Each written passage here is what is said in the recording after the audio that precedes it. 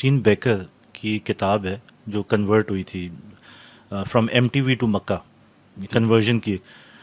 اس میں کیونکہ یہ عمران خان کی ون آف دا محبوباز بھی رہی ہیں اور کافی ٹائم انہوں نے اکٹھا گزارا ہے، تو اس کتاب کو پڑھ کے جو عمران خان کی شخصیت سامنے آتی ہے، جس میں کرکٹر سے فلنتھراپی کی سائڈ جو یہ شوکت خانم، اس کے ساتھ ایک اور اینگل بھی ہے، وہ ہے صوفیزم. کہ جو اسلام عمران خان نے بہت زیادہ اپنے اوپر آپ کہہ لیں کہ یا جس کو پروپوگیٹ کیا، جس کی وجہ سے یہ خاتون بھی کنورٹ ہوئیں، وہ صوفی اسلام تھا. تو یہ تین چیزیں پیرلل میں چل رہی تھیں. ہاں، صوفی اسلام کا ایک ماڈل ہے نا کہ جس میں سارا گند شامل ہے.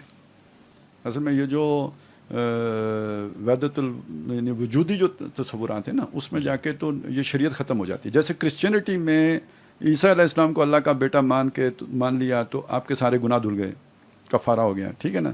اسی طرح یہ جو صوفی اسلام میں وجودی نظریات ہیں، مطلب وہ اصل وحدت الوجود یہ نہیں ہے، لیکن اس سے غلطیاں نکلی ہیں لوگوں کی.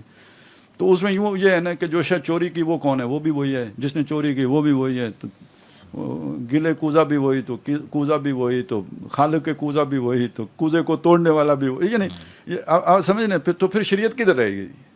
تو جو لوگ یہ ہرس و حوث میں مبتلا ہوتے ہیں، عیاشیوں میں پڑھتے ہیں، اب وہ جو ان کے اندر ضمیر کی ایک خلش ہوتی ہے، اس کو مٹانے کے لیے فٹسٹ صوفی اسلام ہوتا ہے.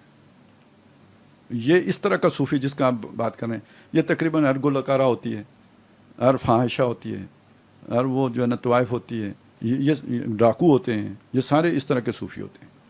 سو اس کے ساتھ اگر جوڑ لیں کہ کتاب میں وہ یہ بھی لکھتی ہیں کہ 3 سال یہ اکٹھے رہے، لنڈن میں اکٹھے ایک ہی اپارٹمنٹ میں رہتے تھے، یعنی کہ معذرت کے ساتھ کہ سونا جاگنا ٹھیک ہے، سمجھ اکٹھے تھے، اور ساتھ ہی یہ تبلیغ بھی کر رہے تھے اور ان کو اسلام کی ہدایت بھی دے رہے تھے. اور یہ انسپائر ہو کے عمران خان سے تو انہوں نے پھر الٹیمیٹلی چلیں، ہدایت تو اللہ کی دینے والی ذات ہے، لیکن وہ جو کیریکٹر ہے کہ ایک طرف وہ گناہ کبیرہ بھی کر رہا ہے، وہ زنا کا بھی مرتکب ہے، وہ لنڈن میں بھی اکٹھے رہ رہے ہیں، وہ پاکستان بھی ریپیٹڈلی آ کے ٹرپس کر رہے ہیں اور اکٹھے رہ رہے ہیں، اور دوسری طرف جو ہے کہ وہ اسلام کو بھی پروپیگیٹ کر رہے ہیں، تبلیغ بھی کر رہے ہیں. یہ دیکھیں، یہ گمراہی جب آتی ہے تو وہ جیسے ہوتے ہیں نا، مس فارچون نیور کم along، اسی طرح گمراہی بھی کوئی ایک دلیل کے ساتھ نہیں آتی ہے، اس کے ساتھ بھی کئی دلائل ہوتے ہیں.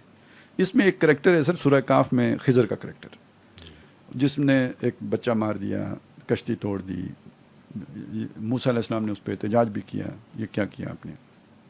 یہ لوگ پھر اس میں چلے جاتے ہیں نا، صوفی اسلام اس لیے انہیں سوٹ کر رہا ہوتا ہے، اس لیے میں نے وہ وجودی نظریات کی بات کی ہے. اپنے آپ کو خضر سمجھنا شروع یس، کہ یہ لوگ جو مولوی شولوی، ان کو کیا پتا، کیونکہ وہ قرآن سے یہ پتہ لگ رہا ہے نا کہ موسیٰ علیہ السلام سے ذرا وہ لگتا ہے کہ زیادہ وہ جو ہے نا ان کی پوزیشن ہے، خضر کی پوزیشن اونچی ہے، تو کیونکہ موسیٰ ان کے پاس سیکھنے کے لیے گئے، تو یہ اپنے آپ کو خضر کی پوزیشن پہ لے آتے ہیں. آپ جو شریعت کی باتیں کر رہے ہوتے ہیں، یہ تو پھر موسیٰ کی پوزیشن ہو جاتی ہے. تو یہ پھر اوپر سے بیٹھ کے آپ کو مطلب کیڑا مکوڑے کے طور پہ دیکھ رہے ہوتے ہیں. سر ان کو روحانی گائیڈنس بھی تو ملتی ہے نا. نہیں، روحانی گائیڈنس وہ تو شیطانی گائیڈنس ہوتی ہے، جس کو یہ روحانی سمجھ رہے ہوتے ہیں، ڈسیپشن ہوتی ہے. وہ یہ کرسٹین بیکر اپنی کتاب میں لکھتی ہیں کہ 3 سال کٹھے رہنے اور شادی کے سارے وعدے کرنے کے بعد ایک دن فون پہ ہم سپریٹ ہو گئے، اور اس کی وجہ یہ بتائی کہ ان کے جو صوفی ہیں انہوں نے کہا ہے کہ اس کے ساتھ تمہارا فیوچر نہیں ہے، اس کے ساتھ تم لا تعلقی کر دو.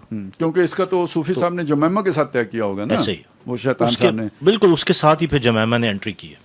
تو یہ تو یعنی جیسے ادھر بھی ہوا ہے نا کہ یہ خامن چھوڑ دو اور ادھر چلی جاؤ، بالکل ایسے ہی. ٹھیک ہے نا. اب میں یہ کہتا ہوں کہ اگر آپ نے ان کی شخصیت سمجھنی ہے تو اس سب کو چھوڑیں، آپ صرف وہ جو ہے نا سیتا وائٹ کی پڑھ لیں، اسٹوری کیا تھی، اچھا صرف ایک اسٹوری پڑھ لیں، اس سے آپ کو پتہ چل جائے گا کہ یہ کیا پرسنالٹی. وہ جو مطلب وہ ایک امیر باپ کی بیٹی تھی، باپ نے منع کیا نہیں جاؤ، وہ پھر بھی آ گئی، اور یہ اس نے کنسیو، یہ جو بیٹی ہوئی ہے ٹیریاں، یہ یہاں پہ اسلام آباد کا قصہ ہے، وہ یہاں آ گئی پاکستان سب کچھ چھوڑ چھاڑ کے. باپ بڑا تیز تھا، اس نے اسے کر دیا آنکھ. تو جب خان صاحب کو پتہ لگا نا آنکھ ہو گئی تو کون تو میں کون، یہ ہے کہانی ساری. اور وہ واپس گئی تو باپ نے کہا آپ سمجھ آئیے. ایک طرف یہ، دوسری طرف میں کہتا ہوں گواسکر کی پڑھ لیں، وہ ان کے بارے میں کیا کہتے ہیں؟ سر یہ بس چھوڑیں، کیا مطلب یہ کوئی وہ پرسنالٹی نہیں ہے جس کو آپ کوئی سمجھیں کہ جو سٹینڈ لے سکے جو کچھ ہو. یہ تو بس پیچھے وہ دھکا تھا صحیح. اور وہ ساری امیج بلڈنگ تھی جو ہوئی تھی جو میں نے آپ کو بتائی ہے, اور یہ ساری اس کے لیے ہوئی تھی جو ہوا ہے. تو یہ کوئی ایک فورس نہیں ہے اس کے پیچھے. وہ جو پاکستان کا جو منصوبہ تھا جن کا یعنی پروجیکٹ پاکستان, اس کا نیکسٹ فیز چونکہ اب اسے لپیٹنا تھا تو پروجیکٹ عمران خان تھا. اب لوکل جو اسٹیبلشمنٹ ہے وہ کیوں کرے گی؟ وہ تو ہمیشہ ان کا حکم مانتی ہے. ضیاء الحق لوگ ان کا حکم مانتے ہیں, امین گل لوگ ان کا حکم مانتے تھے, تو اس کے مطابق وہ انہیں فیسیلیٹیٹ کریں گے, مقاصد کو جانے بغیر کریں گے.